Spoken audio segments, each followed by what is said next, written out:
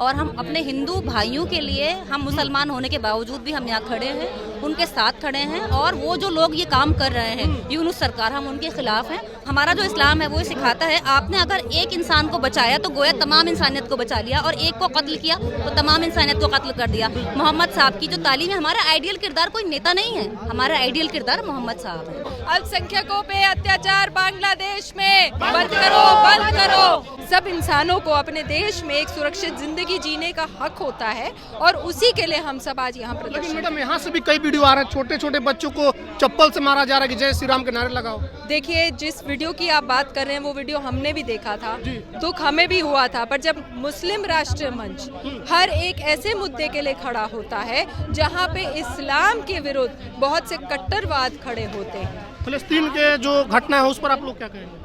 इस वक्त तो हम बांग्लादेश की बात कर रहे हैं, एक टुक आप बांग्लादेश फिलिस्तीन को लेकर आ रहे हैं, उस पे भी हम यही कहना चाहेंगे कि मानवता को आगे बढ़ाना चाहिए, कट्टरता को पीछे ले जाना चाहिए, किसी भी इंसान से उसके जीने का हक नहीं लेना चाहिए, सभी धर्मों को अपने साथ में साथ लेकर चलना चाहिए। कोई इकलौता धर्म उच्च नहीं है, सारे धर्म न्याय की बात करते हैं, सारे धर्म शांति की बात करते हैं, और सभी धर्मों को अपने अपने तरीके से पालन करने का सबको हक है। बांग्लादेश में हिंदुओं पर अत्याचार हो रहा है और इसके खिलाफ हिंदुस्तान के जो मुसलमान हैं हिंदुओं के समर्थन में प्रदर्शन कर रहे हैं। इस वक्त हम जंतर मंतर दिल्ली में मौजूद हैं और देखिए जो मुस्लिम संगठन है, मुस्लिम राष्ट्रीय मंच, उसके द्वारा बांग्लादेश के हिंदुओं को सुरक्षित करने के लिए प्रदर्शन चल रहा है। कुछ लोग हैं, बात करेंगे। क्या नाम है मैडम? मेरा नाम डॉक्टर सफीना है।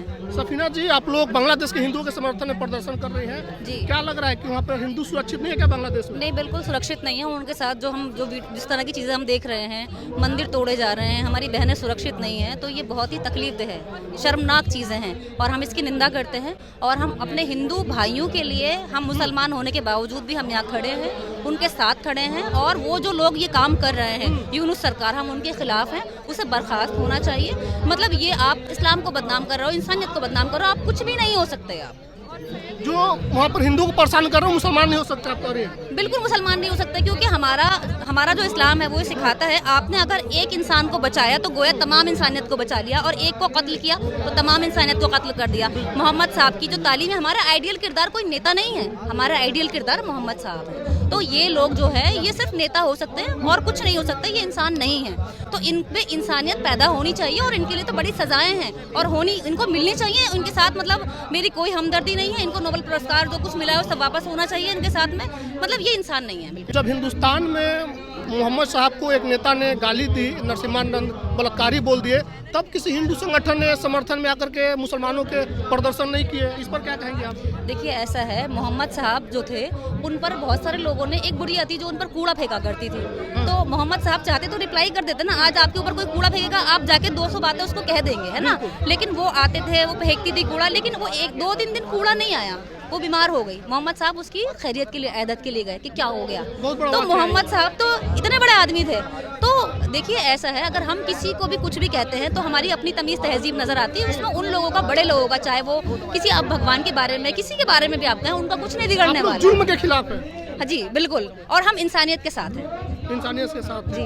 लेकिन योगी आदित्यनाथ जी का बयान आपने सुना होगा, उन्होंने कहा कि जो बांग्लादेश में अभी कर रहे हैं और जो लोग बाबरी मस्जिद बनवाए, जो लोग संभल मस्जिद बनवाए, सबका डीएनए एक जैसा है। बिल्कुल, देखिए, ऐसा है कि हम इंसान हैं, ये रिलीजन तो बाद में आए हैं, और मजहब जो है वो इंसान की जिंदगी गुजारने का एक तरीका है, ठीक है। ये ऊपर वाला जिसको हम भगवान कहें, गॉड कहें, कुछ भी कहें, वो चाहे तो मुसलमान बनाना बंद कर दे, हिंदू बनाना बंद कर दे, वो नहीं कर रहा ना, वो सबको बराबर धूप भी देता है, पानी भी, सब कुछ देता है। हम सबका डीएनए एक ही है, हम सब बहन भाई हैं, आपस में इंसान हैं। सबसे बड़ा रिश्ता इंसानियत का, मोहब्बत का है। अगर हमारे अंदर इंसानियत और मोहब्बत खत्म हो गई तो कुछ भी नहीं है हमारे अंदर। तो मजहब तो बात की चीज़ है, मैं मर जाऊंगी, मेरा मजहब कौन याद रखेगा? मेरा किरदार लोग याद रखेंगे। देखिए, मोहम्मद साहब जो है वो अपने किरदार की वजह से याद रखे जाते हैं, ठीक है। तो अगर हमारा किरदार अच्छा नहीं है तो मैं ये मायने ही नहीं रखता है कि मैं किस मजहब की थी। आपस में सेम मजहब वाले लोग भी लड़ते हैं, लेकिन हमारा कैरेक्टर, हमारा किरदार कैसा है, हम दूसरों के साथ कितने अच्छे हैं, हम रहमदिल हैं या नहीं, हमें रहमदिल होना चाहिए। चलिए, और भी लोग हैं यहाँ पर। आपका क्या नाम है मैम? डॉक्टर शबीना शेख। सबीना जी, आपको क्या लग रहा है कि वहाँ पे जो हिंदू बांग्लादेश में हैं उनके लिए भारतीय सरकार को क्या करना चाहिए, कैसे उनको सुरक्षित किया जाए? भारत सरकार को वहाँ की सरकार के साथ बात करनी चाहिए, वहाँ का जो बांग्लादेश हाई कमीशन है उसके साथ वार्ता करनी चाहिए। और हमारे प्रोटेस्ट है, इसको भी दिखाया जाए तो शायद बांग्लादेश के जो वहाँ के जो बहुसंख्यक हैं वो भी समझेंगे कि जब यहाँ के अल्पसंख्यक अब आवाज़ उठा रहे हैं तो अब उनके ऊपर भी एक हाई टाइम है कि वो अपने अल्पसंख्यकों को सुरक्षित करें, प्रोटेक्ट करें।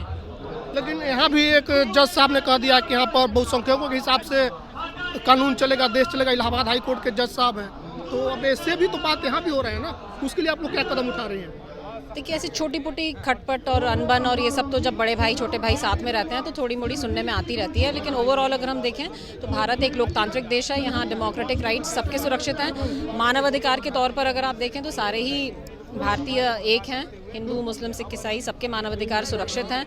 और उस सेंस में अगर हम देखें कि बांग्लादेश के जो वीडियोस उभर के सामने आ रहे हैं, वहाँ पे जो महिलाओं के साथ मारा पीटा जा रहा है, उन्हें हिजाब पहनने के लिए ज़बरदस्ती की जा रही है, मंदिरों को जलाया गया है, वहाँ के धर्मगुरुओं को जेल में बंद किया जा रहा है, इस प्रकार से तो हम पूरा एक ओवरऑल जेनोसाइड या आम तौर पर हम नरसंहार तो भारत में नहीं देखते हैं। छोटी मोटी खटपट अगर वो होती है तो वो तो भाई बहनों में होती रहती है, लेकिन अगर पूरा देश ही उसका सपोर्ट करने लगे, सरकार उसका सपोर्ट करने लगे तो ये चिंता वाली बात है। ये एक पॉन्डरेबल इशू है और इस पे सर्टनली पूरे विश्व को ही, सिर्फ भारत ही नहीं पूरे विश्व को सामने आकर बांग्लादेश के अल्पसंख्यकों के साथ वहाँ के हिंदू भाई बहनों के सपोर्ट में खड़े होना चाहिए। अल्पसंख्यकों पे अत्याचार बंद करो, बंद करो।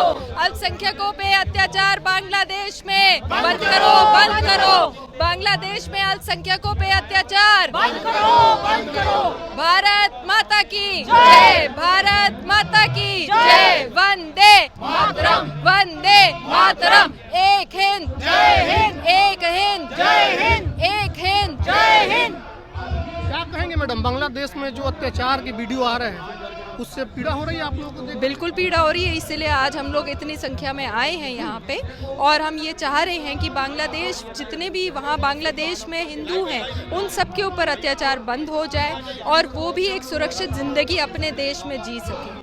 बहुत दुख होता है क्योंकि किसी ज़माने में बांग्लादेश भी भारत का ही हिस्सा था और भारत में अभी भी गंगा जमुना तहजीब के तहत सभी धर्मों के लोग रह रहे हैं और सुरक्षित रह रहे हैं। बिल्कुल उसी तरीके से मानवता के प्रति सब इंसानों को अपने देश में एक सुरक्षित ज़िंदगी जीने का हक होता है और उसी के लिए हम सब आज यहाँ प्रदर्शन। लेकिन मैडम, यहाँ से भी कई वीडियो आ रहे हैं, छोटे छोटे बच्चों को चप्पल से मारा जा रहा है कि जय श्री राम के नारे लगाओ। देखिए, जिस वीडियो की आप बात कर रहे हैं वो वीडियो हमने भी देखा था, दुख हमें भी हुआ था, पर जब उस वीडियो के बारे में हमने जानकारी करी और पता लगाया गया तो उसमें ये पता चला गया था कि जो बच्चे थे वो सिगरेट पी रहे थे और उनको रोका जा रहा था कि आप सिगरेट मत पीजिए। सुन लीजिए ना, उसमें अल्लाह जब मुंह से निकला तो और मारने लगा हुआ। नहीं, तो उसी में मैं ये कह रही हूँ कि जब अल्लाह का शब्द निकला या जय श्री राम का शब्द निकला तो उससे ये दिखता है कि कट्टरता जिस हिसाब से आगे चल रही है उस कट्टरता का विरोध करना हर एक नागरिक का फर्ज बनता है, चाहे बांग्लादेश में हो चाहे हिंदुस्तान में हो, चाहे वो कहीं पर भी हो। हमने जैसे कहा आपको कि हम मानवता को ही एक धर्म मान रहे हैं और मानवता को ही आगे ले जाना चाह रहे हैं। क्या नाम हो मैडम? मैं डॉक्टर शालिनी अली। ये जो संगठन है मुस्लिम राष्ट्रीय मंच, जी, किसके द्वारा चलाया जाता है? जी, ये मुस्लिम राष्ट्रीय मंच एक ऐसा संगठन है जो कि मानवता और कट्टरता